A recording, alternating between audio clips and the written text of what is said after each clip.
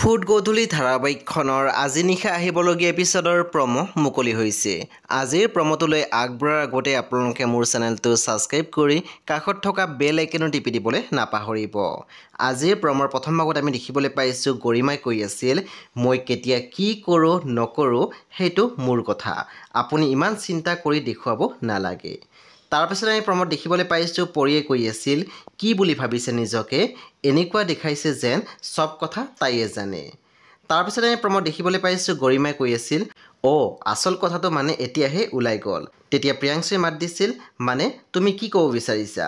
পুনৰ গৰিমাই কৈছিল, এগৰাকী নিজৰ পুতেকৰ ওপৰত মৰম দেখুৱাই নিজে কৰিব পৰা কামবোৰো কৰাই গৈ আছে আৰু আনজনে নিজৰ দাদাকৰ ওচৰত ইম'চনেল হৈ সতী সাবিত্ৰী বুলি প্ৰমাণ কৰিবলৈ উঠি পৰি লাগিছে।